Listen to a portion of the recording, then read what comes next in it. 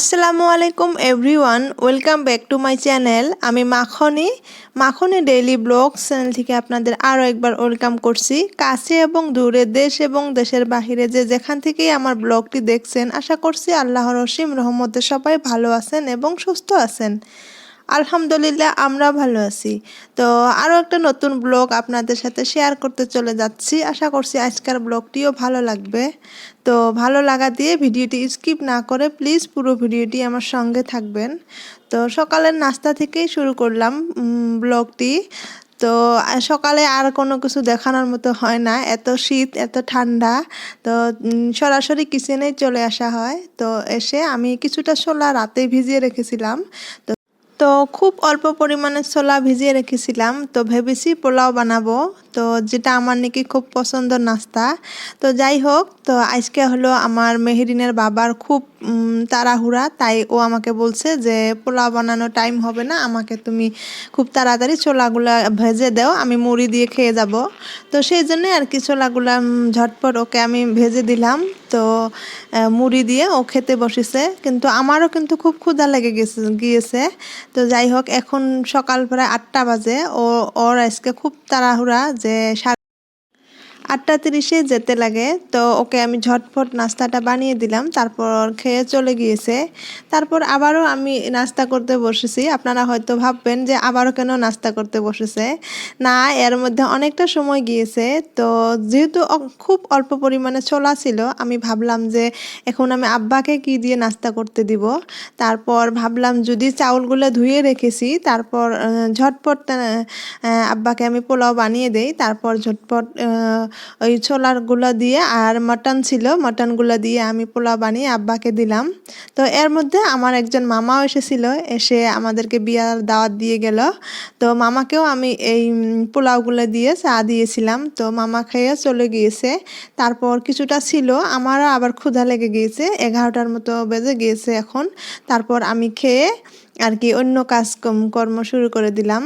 তো এর মধ্যে হলো আমার শাশুড়ির স্কুল বন্ধ, আমার মেয়েকে নিয়ে বাইরে চলে গিয়েছে। আমার মামা শ্বশুরের বাড়িগুলাও এই মুহূর্তে যদি আমার ভিডিওটি দেখে থাকুন, তো প্লিজ একটা লাইক দিয়ে ভিডিওটা কন্টিনিউ করবেন। তো আমার ভিডিওটি যদি ভালো লেগে যায়, আমাকে যদি আপনাদের পাশেই রাখতে চান, আমার চ্যানেলটাকে সাবস্ক্রাইব করে নিতে পারেন। চাইলে আপনাদের ফ্রেন্ড সার্কেলের মাঝে শেয়ারও করতে পারেন। আর যদি এই দুইটা কাজই অলরেডি করেছেন, আপনাকে অসংখ্য ধন্যবাদ। তো আমি পোলাওগুলো খেয়ে এসে আমি ঘর মুছতে শুরু করলাম। ঘরগুলো আর কি নোংরা হয়েছিল। তো আমি ভাতও বানিয়েছি। আমার শাশুড়ি আম্মা ভাত খেয়ে বাইরে বেরিয়ে গিয়েছে, রাতের কিছুটা তরকারি ছিল। তো দুপুরের জন্য অন্য কিছু বানিয়ে নিব। তো যাই হোক, আমি এখন ঘরগুলো মুছে নিচ্ছি। তো প্রথমে আমি সামনের বারান্দাটা মুছে নিলাম। এক এক করে কিন্তু আমি সব ঘরগুলো মুছে ফেলেছিলাম। সব বলতে গেলে আমার শ্বশুরের রুম, শাশুড়ির রুম, কিচেন রুম, বারান্দা এগুলো মুছেছিলাম। আমাদের সাইডেরগুলো আর কি মুছি নাই। একদিনে সবগুলো মুছতে গেলে অবস্থা টাইট হয়ে যাবে। আর সব ঘরগুলো মুছে আপনাদের সঙ্গে শেয়ারও করি নাই। আপনাদের ভাইয়া বলবে এতক্ষণ ধরে তুমি ঘর মুছেছিল, আমার দেখতে দেখতে বোরিং লেগে গিয়েছিল। সেই জন্য আর কি ওর জন্য লম্বা কিছু দেখাই না, একটু একটু দেখাই। তো যাই হোক, এখন আপনাদের সঙ্গে একটা ভালোবাসা শেয়ার করি। এই তো দেখুন কি সুন্দর বগরিগুলা। এগুলা হলো আমার হাজব্যান্ডের সঙ্গে যে নার্সটা থাকে, বাইদো আমাদের। তো বাইদো আমার জন্য প্রত্যেক বছরে এইভাবে বগরি পাঠিয়ে দেয়। আর এখন বগরি পাঠিয়ে দিছে, কয়দিন পরে আরও পাকা পাকা বগরি পাঠিয়ে দিবে, আবার কয়দিন পরে আচার পাঠিয়ে দিবে। এত ভালো মানুষ আমাদের বাইদোটা, কি বলবো। আমার হাজব্যান্ডের থেকে অনেক বয়সের বড়, তারপরেও কিন্তু ছোট ভাই বলে ওকে ডাকে। তারপর আমাকে কিন্তু ভাই বউ বলে মনে করে। আর একটা মেয়েও আছে, মেয়েটা আমাকে মামি মামি করে একদম পাগল হয়ে যায়। মাঝে মাঝে আমাদের এখানে আসে। আর আমরা কয়েকবার গিয়েছিলাম। ওরা যেহেতু রাজবংশী মানুষ, তারপরেও কিন্তু এত ভালো মানুষ। আসলে জাতি বলেই কোনো কথা নাই, ভালো মানুষ কিন্তু সব সব জাতিতে আছে। কিছু কিছু মানুষের ভুল ধারণা আছে। তো যাই হোক, ভালো খারাপ মিলিয়ে এই সুন্দর দুনিয়াটা, নিজে ভালো হলেই তো জগৎ ভালো। তো যাই হোক, তো এখন হলো সন্ধ্যাবেলা। দেখুন আব্বা বাজার নিয়ে আসছে। এই বাজারগুলো একটু আপনাদের সঙ্গে আজকে শেয়ার করি। এই তো মিষ্টি কুমড়া এনেছে, কুমড়া এনেছে, তারপর মটর এনেছে, কত কিছু বাজার আছে, তারপরেও কিন্তু অনেক বাজার এনেছে। আমার শ্বশুর আব্বা না খুব বাজার করতে ভালোবাসে, কিন্তু যখন এই গুলা খেয়ে শেষ করতে পারি না, নষ্ট হয়ে যায়, তখন কিন্তু খুব আমার হার্টবিট বেড়ে যায়। তো কি করব, বাজার করতে ভালোবাসে, কখনো কখনো আমি মানা করে দেই, তারপরেও নিয়ে আসে।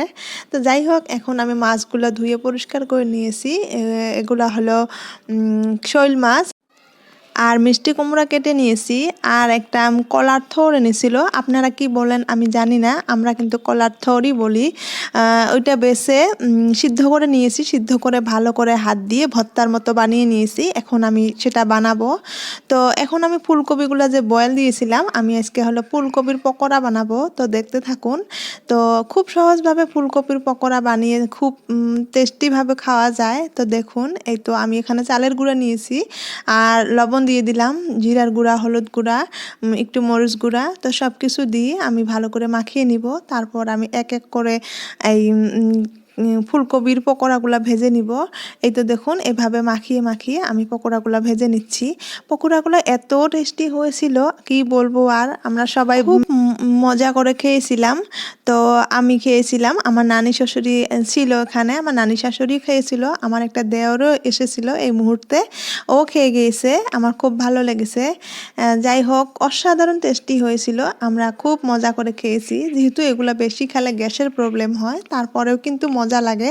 এই ঠান্ডার দিনে পকোড়া খেতে কিন্তু অনেক বেশি ভালো লাগে, আর যদি বাড়িতে বানিয়ে খাওয়া হয় সেটা তো আরও দারুণ লাগে। তো যাই হোক, আমরা খুব টেস্টি করে আর কি পকোড়াগুলো খেয়েছিলাম। আপনারা এভাবে ট্রাই করে দেখতে পারুন, যে অসাধারণ টেস্টি লাগে। আর কেমন হয়েছে আমার পকোড়াগুলা কমেন্ট করে জানাতে ভুলবেন না। আপনারা ট্রাই করে দেখবেন, ইনশাল্লাহ খুব মজা করে খেতে পারবেন। তো যাই হোক, আমার কিন্তু প্রিয় আপুরা, আন্টিরা সবাই কিন্তু খুব সুন্দর সুন্দর জিনিস বানাতে জানে। আমি কিন্তু তেমন কিছুই জানি না, নতুন নতুন গৃহিণী। যাই হোক, এখনই শিখতেছি আর কি, কিন্তু আমার রান্না বান্নাতে না খুব একটা ইন্টারেস্টেড। এটাই আর কি আমার পজিটিভ পয়েন্ট। হয়তো আমার যেটা মানে করতে ইচ্ছা যায়, রান্না করে ইচ্ছা যায়, তখনই আমার করতে মন চায়।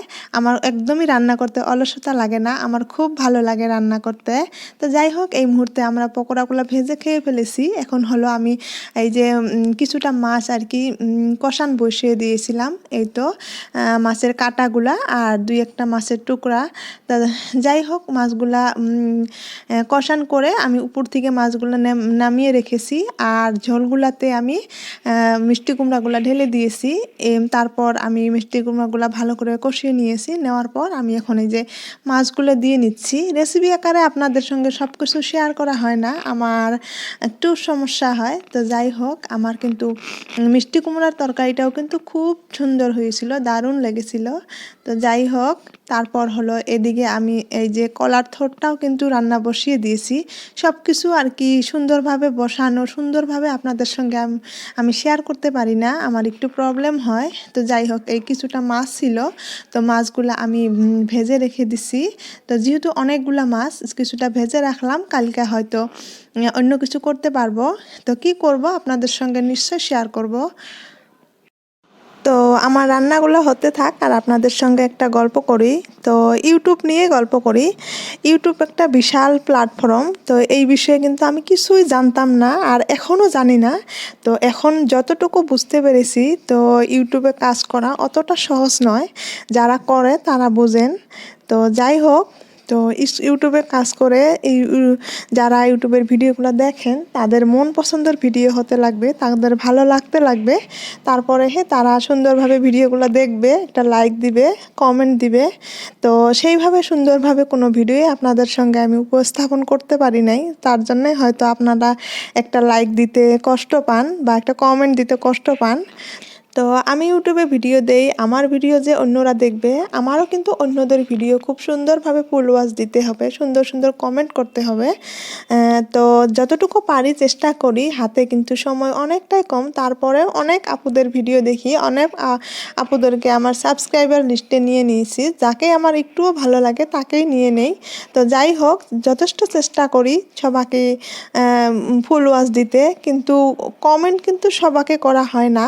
তো যাই হোক, তো এখন দেখুন আমার মেয়ে রান্নাবান্না শেষ করে আমার শ্বশুর শাশুড়ি নামাজ পড়ে এসে ওরা ভাত খেসে বসেছে। এদিকে দেখুন আমার মেয়ের অবস্থা কি দৌড়াদৌড়ি আরম্ভ করেছে, সব রুমগুলা ধরেই দৌড়াদৌড়ি করছে। তো এই দেখুন সকালে উঠেই কিন্তু একদিক থেকে শুরু করা হয় সব কিছু ক্লিন করা, তারপরে আবারও ও শুরু করে দেয় তো এইভাবে নোংরা করা। তো এই ছোটোকালের গাড়িটা এখন ও নিজে ঠেলে নিয়ে বেড়ায়। তো যাই হোক, এই মুহূর্তে আমার ভিডিওটা শেষ পর্যায়ে চলে আসলাম। দেখা হবে অন্য এক ভিডিওতে। আল্লাহ হাফিজ।